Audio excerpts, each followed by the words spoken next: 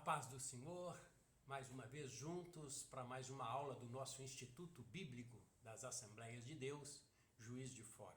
É um prazer estar com os irmãos e hoje estaremos dando prosseguimento à nossa matéria Epístolas Gerais, onde estaremos estudando a carta de Tiago. Curve comigo a sua cabeça, juntos oremos ao Senhor. Pai de bondade, Deus de amor, te agradecemos por esta oportunidade de termos em nossas mãos a Tua Palavra. Poder estar, Senhor, buscando o conhecimento, aprendendo e fazendo crescer, Senhor, em Ti, que é o autor e consumador da fé. Continua sendo conosco, dando-nos a Tua graça. Te pedimos isto, no nome de Jesus. Amém.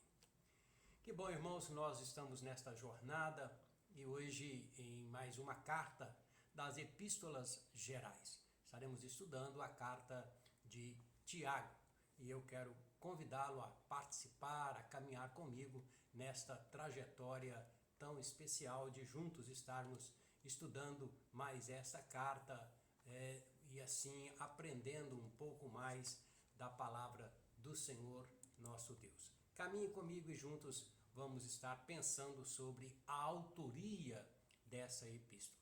Quem poderia ser o autor desta carta? E nós temos alguns nomes Tiago na Bíblia Sagrada. Se nós formos olhar, nós vamos encontrar Tiago, filho de Zebedeu. Vamos encontrar também como apóstolo, como aquele que servia ao Senhor Jesus Cristo e estava com ele, Tiago, filho de Alfeu. Também Tiago, pai de Judas, nós encontramos em Atos dos Apóstolos este nome Tiago. E encontramos também Tiago, irmão do Senhor Jesus Cristo. Nós estaremos então caminhando, buscando entender quem seria esse possível autor desta carta. Nós vamos descobrir que a data em que ela foi escrita vai eliminar algum Tiago, porque o Tiago, o apóstolo, Tiago, filho de Zebedeu, foi martirizado em data anterior à escrita da carta. Então ele já fica eliminado. E nós vamos perceber que Tiago, irmão do Senhor Jesus Cristo, possivelmente seja o autor dessa carta. Porque após a ressurreição do Senhor Jesus Cristo, ele passa a crer no Senhor como o enviado, o ungido de Deus, aquele que foi enviado para a salvação da humanidade. Nós vamos observar que em alguns versículos na palavra do Senhor nós descobrimos essa verdade. Então, o Senhor se apresentando ressurreto, entre aqueles que estava também Tiago, irmão do Senhor Jesus Cristo. Eusébio, um dos pais da igreja, ele vai falar sobre essa carta. E é interessante nós notarmos que ele fala que essa carta poderia estar fazendo parte das cartas universais, das cartas católicas, como vimos em aula anterior, né, no termo latino de católico, de universalidade da carta, e assim ela faz parte daquele grupo de cartas chamadas universais. E ele sabe que essa carta era, às vezes com dificuldade, aceita por alguns pais da igreja, mas que elas eram muito conhecidas e na maioria das igrejas conhecidas naquele mundo cristão de até então. Então a maioria dos eruditos concorda em identificar como Tiago, irmão do Senhor Jesus Cristo, o autor desta carta. As palavras-chave dentro da carta de Tiago nós vamos encontrar como a religião pura, fé e obras, e os versículos-chave são os versículos 1, 27 e 2, 17 desta carta, que vai trazer para nós essa noção de obras, de fé, de reconhecimento, de religião pura, de religião que agrada a Deus, daquilo que satisfaz ao Senhor no serviço de amor ao próximo e a Deus como superior a todas as coisas. Bom, a carta ela é escrita aos judeus da diáspora, aqueles judeus dispersos pelo Império Romano. Então nós vimos a crescente da igreja, a evangelização, o cristianismo alcançando as várias nações, E vemos Tiago, então, escrevendo a esses irmãos, e nós vamos descobrir que há alguns teólogos, alguns historiadores que dizem dos destinatários possíveis desta carta. E é essa nossa caminhada para entender o motivo, o porquê, a intenção de Tiago escrevendo essa carta à Igreja do Senhor Jesus Cristo. Então nós vemos essa informação que Tiago é uma carta de cunho prático, de trabalho social. Ele conhecia a diferença, né, o contexto em que viviam aqueles primeiros cristãos, aqueles irmãos. Então, observando a palavra do Senhor, vamos pensar nesses conselhos que esse pastor que amava, nesse pastor que se dedicava à igreja, busca trazer à igreja dentro da sua carta. E nós vamos observar que ele traz dentro da sua carta 10 ideais de Deus para nós. Então, do capítulo 1 ao capítulo 3, ele vai trazer 10 ideais de Deus para nós. E também, nos capítulos 4 e 5, ele vai trazer 3 desafios de Deus para a sua igreja, para os seus filhos. Então, o que seria esse ideal? Seria o que Deus espera de nós. Então, quando Tiago está escrevendo, ele fala, olha, vocês como cristãos, você praticando uma religião pura, o que Deus espera de vocês é o seguinte fato, são as seguintes questões.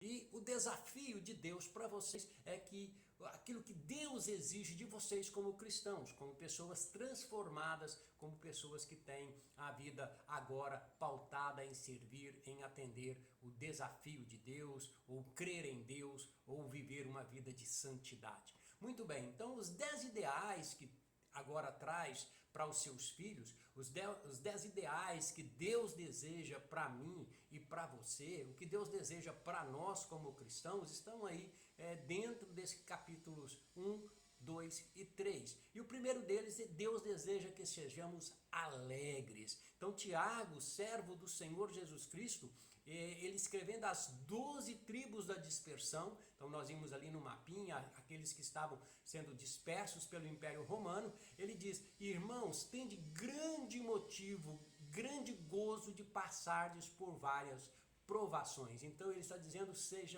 estejam alegres, sejam felizes. Então, como ele está escrevendo aos crentes em geral, atingidos que foram pela dispersão, o que ele queria? Ele queria chamá-los, né? Chamá-los ao não abatimento. Não se abatam, né? Essa deve ser uma característica do cristão. Deve ser uma característica de cada um de nós, que mesmo em dificuldades, nós não podemos perder a viva presença do Senhor Jesus Cristo, de forma a não cairmos, a não vacilarmos na nossa fé. Então ele esteja nos convidando. O ideal que Deus quer para nós é que nós sejamos alegres. Outro ideal nós vamos encontrar é que sejamos maduros. Então Deus deseja que sejamos maduros. O que ele vai falar? Ele fala, olha, que a prova da vossa fé, lá no capítulo 1, versículos 3 e 4, produza perseverança. E a perseverança tem a sua obra sido perfeita ou tornada perfeita, para que sejais perfeitos e completos, não faltando em coisa alguma. Então sejam crentes maduros. Então toda a igreja, todos aqueles que leem esta carta devem buscar com intensidade a maturidade cristã, a alcançarmos a estatura de um varão perfeito. Então Tiago deseja isso para a igreja. Um crente maduro é um crente que persiste meio aos problemas, em meio às dificuldades. E essa deve ser a integridade da vida do cristão. Então o desafio que nós trazemos para esses dias, que a carta de Tiago vem nos chamando a atenção, além da alegria que você deve ter em Cristo, você deve ser um crente maduro. E outro fato que ele coloca, outro desafio, o desafio de número 3, é que sejamos sábios e prudentes. Olha então o que a palavra do Senhor diz. Ele não quer crentes, ele não quer igreja ingênua, igreja inocente, diante de um mundo tendencioso, um mundo maligno, um mundo em que as forças, os poderes se unem contra a igreja, mas nós precisamos ter o bom senso espiritual para enfrentar este mundo. Sabemos que as nossas armas não são daqui, não são carnais, mas são espirituais. Aí, um manual prático para nós estarmos vencendo tudo isso, a gente encontra nessa carta. O capítulo 3 deve ser trazido para nós e vivenciado, porque nós precisamos ser sábios e prudentes. Conduzir a nossa vida é o desejo de Deus, é o ideal de Deus para cada um de nós. Ponto 4, nós, dentro desses 10 ideais, é que sejamos convictos. Deus quer trazer para nós essa convicção. Ele diz assim, olha, você quer sabedoria? Peça com fé. Aquele que duvida é semelhante à onda do mar. Não pense tal homem que vai receber alguma coisa do Senhor, porque ele é vacilante, ele é inconstante, ele está indo de um lado para outro em seus caminhos. Então Deus deseja que sejamos convictos, né? Uma característica principal da vida cristã é a firmeza moral e espiritual. Tiago desejava isso para a igreja. Ele desejava que nós estivéssemos alicerçados em Cristo. Pode vir chuva, pode vir a tempestade, pode vir os ventos, mas a firmeza cristã, respaldada nessa fé, ela está sendo edificada, firmada no Senhor Jesus Cristo. É isso que nós recebemos na palavra do Senhor. Sede firmes e constantes, sempre abundantes na obra do Senhor. Então Deus deseja um ideal para nós, dentro dessa carta, é que sejamos convictos. Outro ponto é o ponto 5, sejamos livres do materialismo.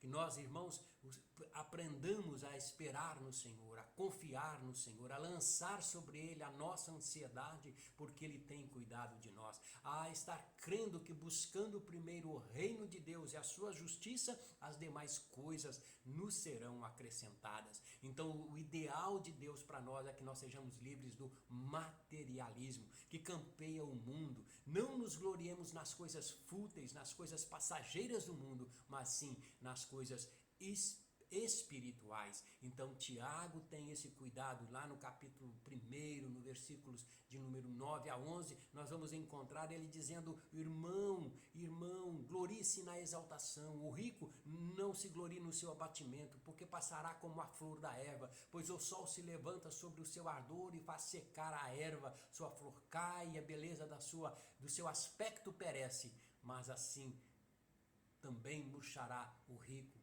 em seus caminhos. Então ele chama-nos a estarmos atentos, a estarmos livres de prender-nos a essas coisas, porque a nossa cidade não é aqui. Nós estamos aguardando, o Senhor foi preparar-nos lugar, e a nossa esperança é essa vida eterna com o Senhor Jesus. Outro fato importante que Tiago coloca dentro ainda do capítulo 1, nesses 10 ideais de Deus, é que sejamos perseverantes. Nós falarmos em perseverança, a gente lembra de maturidade cristã. Falamos de convicção que nós precisamos ter. E além dessa maturidade, além dessa convicção, é preciso perseverar. Parece que a mesma coisa, parece ser a mesma coisa, mas não é. Nós precisamos ser maduro, convicto, mas ainda assim perseverar. Mas ainda assim vencer, né? Ainda assim confiar no Senhor, porque nele não há sombra, nem dúvida, não há mudança, não há variação. Então nós estejamos firmados, né? Suportando a provação, entendendo que Deus cuida de nós e nós precisamos ser perseverantes. Já no capítulo, o ideal de número 7 é que Deus deseja que sejamos puros. Além de livre do materialismo, não nos gloriemos nessas coisas fúteis passageiras, mas nas espirituais. Deus nos chama a viver uma vida pura. Deus nos chama a estarmos separados para Ele. E além disso, nós estarmos praticando a sua palavra. O ideal do Senhor Jesus é que nós sejamos também praticantes da palavra de Deus. Conhecer a palavra, o judeu às vezes até se orgulhava. Achava que conhecia. Lembra do encontro do Senhor com o moço rico? Você vai fazer isso? Isso eu já faço desde a minha meninice. Mas como cristão, não é somente conhecer, não é somente ter ela em mente, mas é vivê-la na nossa vida, na prática, no dia a dia, vivendo. Nós precisamos estar deixando a nossa fé ser mostrada através das nossas obras. Então nós precisamos estar praticando a palavra do Senhor nosso Deus. O ideal de número 9 é que sejamos generosos. Então olha tudo isso dentro desse primeiro capítulo, dessas primeiras orientações práticas da vida cristã. Tiago traz essa igreja dispersa, Tiago traz a essa igreja que sofria perseguição e dizendo a ela, sejamos generosos. Quase que como uma consequência das obras na nossa vida, nós diante de Deus precisamos assumir também a solidariedade. O Senhor Jesus nos ensina isso através de parábolas, através do amor, através da dedicação, do cuidado, do bom samaritano, através de ações do nosso dia a dia. Então a religião demonstrada é estar atendendo, é estar cuidando, é estar preocupado, é estar se doando aos nossos irmãos, ao nosso próximo. E terminando aí, os ideais de Deus é que sejamos imparciais. Deus deseja que nós sejamos imparciais. O crente deve tomar cuidado para não acontecer nenhuma discriminação, nenhum partidarismo, não sermos extremistas, mas sermos moderados, estarmos atendendo ao Senhor na sua solicitação. Devemos ter cuidado de qualquer tipo de preconceito. Hoje estamos vivendo aí tantas crises, tantos momentos nas áreas sociais, na área política, na área econômica, e às vezes trazemos questões passadas fazendo-nos criar preconceitos, julgamentos. Nossas convicções precisam ser dentro daquilo que é a palavra do Senhor, não desprezando ninguém, não discriminando ninguém, não desprezando e não trazendo rótulos a ninguém, mas estejamos imparciais, apenas servindo a Deus e atendendo na sua palavra, naquilo que é seu plano, no seu amor por cada um. Então nossos ideais, Deus espera de nós, como crentes, sejamos puros, maduros, convictos, que essas questões estejam na nossa vida, praticantes da palavra do Senhor, que sejamos imparciais, mas há também aquilo que Deus exige de nós. Nosso Pai espera de nós, cada um de nós, seriedade. Ele espera que nós cumpramos, Ele espera que nós estejamos atentos, Ele espera que nós estejamos caminhando com Ele, Ele espera que nós estejamos preocupados e vivendo essa seriedade do Senhor Jesus Cristo. Vivendo isso porque nós precisamos estar buscando nessa seriedade, dentro da expressão que Tiago traz para nós, é que nós precisamos estar livres de algumas questões, né? Retirando de nós algo que Deus quer. Então Ele exige de nós caridade, seriedade, Ele exige de nós essa questão para nós estarmos vivendo a nossa vida, livre da vaidade pessoal, lá no capítulo 4, versículo 1, livre da cobiça, livre de ganância, livre da infidelidade, da atração do mundo que nos chama, que nos convida, da impureza, da maledicência, o cuidado com a nossa língua. Então Ele nos exige de nós, como servos, como aqueles que servem ao Senhor, essa questão de seriedade, estarmos sendo fiéis ao Senhor Jesus Cristo. Outros aspectos que Ele apresenta e Ele exige de nós é a submissão. A submissão exigida para a nossa vida cristã. Então é reconhecer nessa submissão a fragilidade dos nossos projetos. Ver que às vezes a gente faz planos, faz projetos, mas esquecemos de dizer se Deus quiser. Nós esquecemos de nos submeter ao Senhor, de apresentar ao Senhor. Esquecemos de sentir a total dependência que nós precisamos ter de Deus. Nós precisamos evitar a nossa presunção humana. Então a submissão vai fazer-nos entender isso, que nós precisamos enfrentar os problemas com paciência e esperança e com luta, submetendo-nos ao Senhor, submetendo-nos à vontade de Deus, submetendo-nos a todos aqueles que têm governo sobre a nossa vida. E Ele ainda exige de cada um de nós a solidariedade. Alguns passos são necessários para essa solidariedade exigida na vida cristã. É condenação ao desprezo dos ricos pelos pobres. Então nós precisamos ser solidários. Nós precisamos entender, estar junto, ao lado do oprimido, ao lado do injustiçado. Nós precisamos estar cumprindo o sermão da montanha, aprendendo ali a lei do reino, aprendendo as coisas do Senhor Jesus Cristo. E precisamos ter um espírito solidário e participativo. Então é isso que Tiago traz na sua carta para nós, os ideais de Deus, e também traz para nós essa questão exigida de Deus para nós, a seriedade, a submissão e a solidariedade, cada uma distribuída dentro dos capítulos que Tiago traz na sua carta, trazendo-nos as informações numa vida prática, numa vida de serviço ao Senhor nosso Deus. Tiago vai trazer-nos também orientações falando sobre a origem do pecado. Como esse pecado aparece, como esse pecado chega, como esse pecado surge. E Tiago vai mostrar-nos dessa visão, dessa atração que nós recebemos e somos levados a afastar-nos do Senhor. As fases então dessa tentação, desse pecado, é que cada um é tentado quando seduzido pela sua própria concupiscência. Então, quando nós enxergamos, quando nós vimos, quando somos atraídos, quando somos submetidos pela nossa própria concupiscência, e neste momento, o crente, quando ele observa, quando ele percebe que está acontecendo isso, ele precisa falar com Deus. Ele precisa ver que quando ele é atraído por algo que não está dentro do plano de Deus, ele precisa apresentar ao Senhor. Ele precisa se colocar na presença do Senhor, lançando sobre ele a vossa ansiedade, porque ele tem cuidado de vós.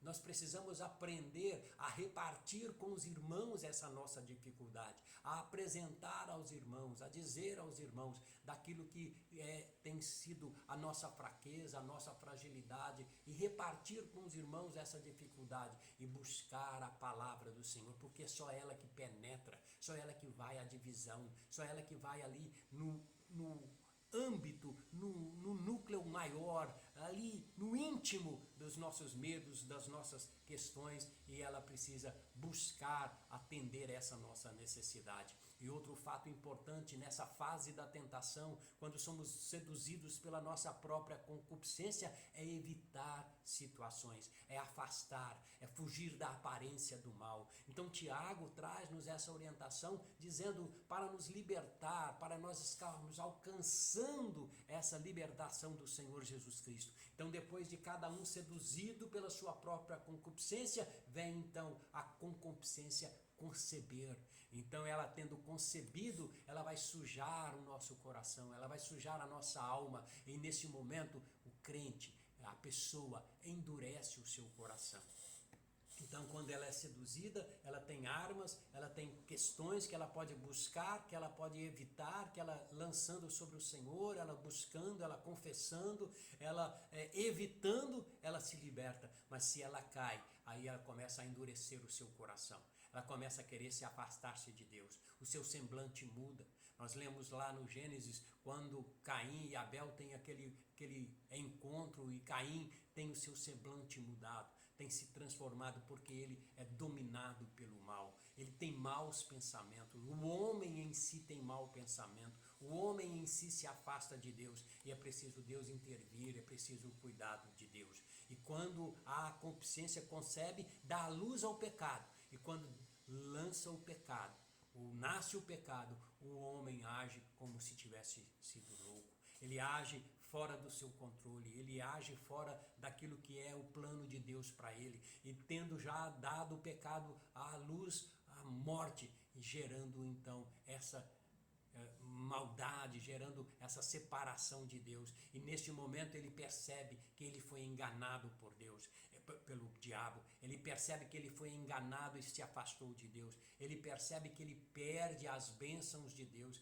que ele perde a comunhão com o Senhor, que ele perde o contato com o Senhor, e ele tem vergonha e ele se esconde de Deus, e ele quer se afastar de Deus. Essas então são as fases da tentação. Olha, o pecado seduzindo pela própria concupiscência do homem, aquilo que está no nosso interior, a nossa soberba, o nosso orgulho, aquilo que o nosso olho vê, a concupiscência da carne, a concupiscência dos olhos, a soberba da vida, nos afastando de Deus, havendo concebido da luz o pecado, e o pecado gera a morte, e nós precisamos estar buscando no Senhor a segurança, a certeza e clamar a misericórdia de Deus.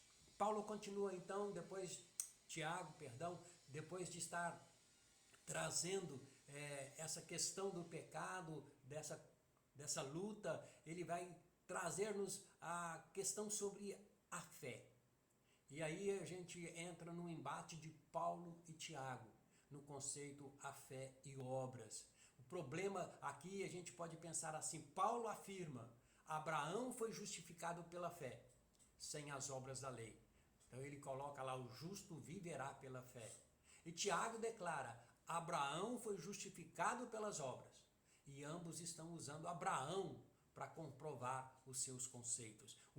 Que o homem é justificado pela fé sem as obras da lei. E o outro dizendo que Abraão justificado pelas obras. E nós vamos estar descobrindo que, na verdade, precisa ser harmonizado essa questão de Tiago e de Paulo, né? O Tiago falando então que como o homem é justificado pelas obras e não somente pela fé, Tiago 2, 20 e 24. E Paulo dizendo lá em Romanos, concluímos, pois, que o homem é justificado pela fé, sem as obras da lei. E fica aí essa questão para nós estarmos harmonizando e entendendo. A Igreja Católica, ela sugere que Paulo deve ser explicado de acordo com Tiago. E Lutero rejeita Tiago. Inclusive, Lutero chama a epístola de Tiago de epístola de palha. Ela que ele nem acredita que ela passaria, né, para ser parte do cânon ou uma questão sagrada para nós. Então, aí a gente observa, estaria Tiago se opondo a Paulo? É correto rejeitar a epístola de Tiago? Como vamos resolver isso? Então, nós vamos entender que eles não estão debatendo de frente o outro, defendendo, né? Igual nós temos aí várias questões sobre escatologia, né? Como pré-milenista, pós-milenista, ou outras questões como a gente tem a questão sobre salvo para sempre ou não é salvo para sempre. Então, são debates, mas na verdade Paulo e Tiago, eles não estão de frente ao outro, eles estão de costas, cada um com seu público, discutindo com grupos diferentes. Então é isso que nós precisamos entender. Paulo e Tiago, eles tratam com ouvintes diferentes. Eles estão falando da salvação, eles estão falando da questão de estar em Cristo, fazendo as coisas de Deus, mas eles não estão um contra o outro, mas estão com públicos diferentes. Ele precisa falar de uma certa forma e com o outro de uma outra maneira. Então Paulo combate a heresia dos judaizantes. Então Paulo está dizendo, olha, vocês estão tentando estabelecer as questões da lei para trazer para salvação, para justificação, para fé. E Tiago, ele luta contra a ideia autossuficiente da fé morta. Então Tiago está dizendo assim, a fé não é apenas um assentimento intelectual. Eu preciso, pela minha fé, através das minhas obras, mostrar que eu tenho fé. Então, ele fala assim, irmãos, qual é o proveito que se alguém tiver fé e não tiver obras? Pode acaso a semelhante fé salvá-lo? Então ele está tratando com um público diferente. Olha, Paulo falando para os judaizantes, aqueles que queriam trazer os ritos, queriam trazer as questões da lei, trazer as obras como principal. E Tiago está dizendo para aqueles que tinham a fé, mas não queriam exercer a obra, fazer as obras. Então o público era diferente. Então a Bíblia faz diferença aqui entre obras da lei e obras da fé. O contexto de que cada um, para quem cada um está escrevendo, a forma que cada um está escrevendo é que vai fazer a diferença se é obra da lei ou se é obra da fé. Obras da lei são as obras de obediência à lei, né? Que são usadas como meio de salvação. E as obras da fé são o resultado da salvação. Então, olha, observando o que Tiago está dizendo, nós vamos descobrir que ele não está escrevendo sobre obras da lei, mas ele estava somente falando sobre obras. E quando ele fala em obras, ele quer falar, Tiago, obras da fé. Então é isso que nós precisamos estar entendendo. Paulo denuncia obras da lei, mas ele fala da graça e da salvação que Jesus Cristo oferece. As obras não podem ser usadas aqui como meio de salvação.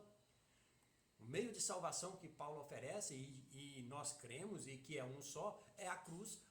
Eu não me envergonho do Evangelho, porque ele é o poder de Deus para a salvação de todo aquele que crê. Então, examinando as duas epístolas, nós chegamos à conclusão de que Paulo e Tiago estão falando de obras diferentes. Paulo condena as obras da lei e Tiago revela as obras da fé. Quando Tiago enfatiza as obras, ele está em harmonia com Paulo. Porque Paulo fala do fruto do Espírito, lá em Gálatas 5:22. Paulo, quando ele fala ali do fruto do Espírito, ele vai falar que é gozo, paz, longanimidade, benignidade, bondade, fé, temperança. Então ele vai trazer questões que são obras, na verdade, da fé. Que é o fruto do Espírito. Então olha aí a harmonia entre Paulo e Tiago, entre os dois trazendo essa informação. Então, quando Paulo defende a fé como instrumento para receber a salvação, ele está falando de fé como confiança em Cristo. E quando Tiago fala da insuficiência da fé, ele está falando da fé como assentimento intelectual. Eu apenas falar que creio. Dessa forma, até os demônios creem, desse conhecimento. Não é? Tiago diz assim, até os demônios creem e tremem. Então, esse assentimento, essa fé de apenas conhecer. Para Tiago, fé só é fé quando ela entra em ação. Então, quando essa fé que eu tenho em Cristo, ela resulta em mudança de vida, em transformação de vida, em questões de atendimento às necessidades, nos ideais e nas exigências de Deus para a nossa vida, essa fé, ela tem valor. Mas quando ela não tem esse valor, ela é morta. Não há bênção, não há vida transformada. Tiago, então, condena essa fé abstrata. Essa fé que até os demônios têm. Então é isso que nós precisamos estar entendendo. Os dois não estão um contra o outro, mas ambos estão falando da fé que transforma, da fé que salva, das obras que são consequência dessa fé que muda o homem. Então vamos agora à questão de Abraão. Abraão usado como exemplo pelos dois. Um falando que Abraão foi pela fé e o outro dizendo das obras de Abraão. Paulo mostra como o ato de Abraão, um ato de completa confiança em Deus e fé em Deus, que é um exemplo para cada gentio e para cada judeu. Então, Abraão, sim, é um exemplo de fé para cada um de nós. E Tiago mostra que essa fé que Abraão tinha, ela trouxe uma obra, né? Não é uma fé morta ou sem frutos, porque Tiago, ele vai falar de esse Abraão que vai sacrificar o seu próprio filho, de Abraão que vai entregar o seu próprio filho. Então, o que nós queremos falar aqui? Que Abraão Tiago usa Abraão na ocasião em que é solicitado a ele uma obra de sacrificar Isaac.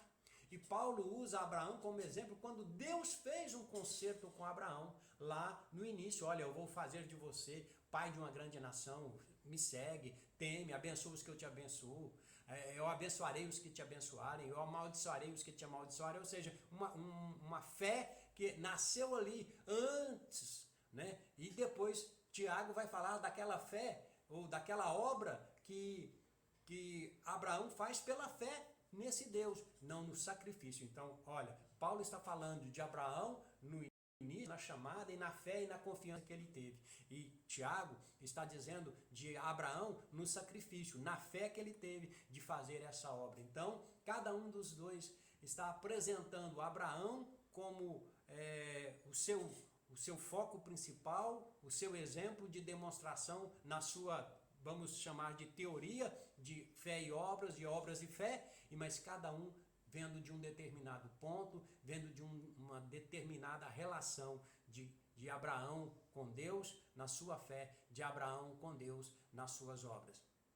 Então, cada um atendendo, né, a necessidade de estar explicando ao seu público aquilo que ele queria como relação à fé e obras. Então, a obra de Abraão foi a revelação de sua fé.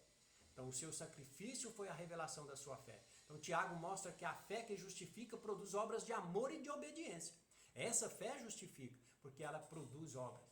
E nós entendemos isso porque é uma fé ativa, é uma fé que transforma, né? É uma fé que faz acontecer. Tiago considera as obras de Abraão como confirmação da sua fé. Então essa questão, é esse teste que é acompanhado de obras de amor e de obediência. Senão, ela não seria uma fé perfeita ou uma fé genuína.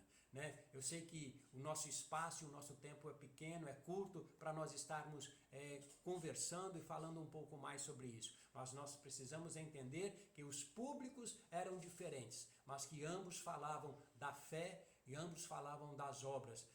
As obras de caridade, as obras de amor, as obras realizadas pela fé transformadora na convicção. E ambos utilizam Abraão. Abraão na sua consciência, na sua permanência em Deus, na sua fé e nas obras que ele faz por essa fé. Então vamos caminhar juntos, entendendo e buscando cada dia mais a compreensão e a revelação de Deus.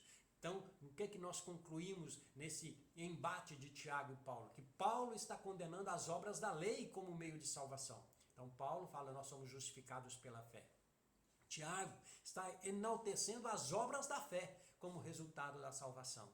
Então, Paulo usa Abraão como exemplo lá em Gênesis 15. A fé, a confiança, a certeza, né? E Tiago usa também Abraão como exemplo, aquela fé que entrega o seu próprio filho. Então nós precisamos estar entendendo que ambos estão trazendo a salvação através da fé e a demonstração dessa salvação de fé pelas obras. Que Deus continue nos fazendo entender e o Espírito Santo nos conduza nessa condição de entender a palavra do Senhor. Então nós vimos até agora, lá no capítulo 1, as exigências de Deus.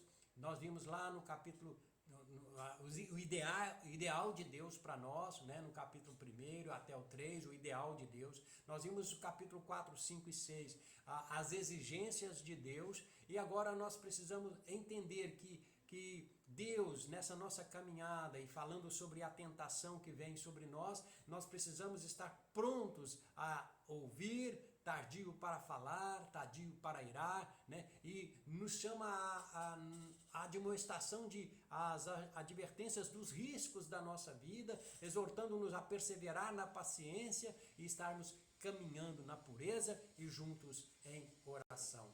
E quando ele fala lá da maturidade espiritual, nos capítulos 1 a 4, do ideal de Deus para nós, e como crescer em Cristo, e os 5 capítulos mostram 5 sinais da maturidade espiritual num cristão, né? Paciência na aprovação, no capítulo 1, os relacionamentos que nós precisamos ter no capítulo 2, o domínio próprio que nós precisamos entender, buscar, no capítulo 4, os pacificadores, no capítulo 5, a oração nas dificuldades. Então é isso que Tiago traz para nós, falando-nos dessa maturidade que precisamos ter. E falando aqui nas orações, né, a oração na dificuldade, no capítulo 5, nós precisamos que a oração precisa ser com fé.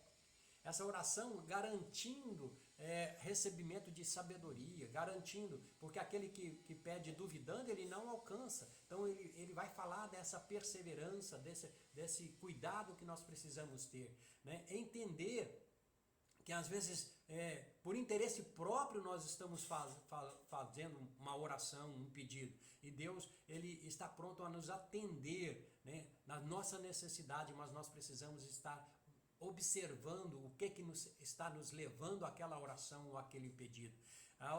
Ele vai falar sobre essa oração e as dificuldades dessa oração, nós precisamos aprender que nossa oração precisa ser uma oração de fé, como a oração de Elias, né? Um homem sujeito às mesmas paixões que nós, que orou para chover e orou para não chover, e Deus atendeu. Então nós precisamos entender que Deus está pronto a nos ouvir quando nós oramos, né? Quando nós estamos diante dele para trazer a nossa vida em consagração, nossa vida em dificuldades, em lutas, mas perseverando no Senhor Jesus Cristo. E quando ele fala de imaturidade, ou quando ele contrapõe a maturidade espiritual e a imaturidade, então ele trata também, além dos 5 itens que nós colocamos ali na maturidade espiritual, como a paciência na provação, o relacionamento, o domínio próprio, o pacificador e oração nas dificuldades,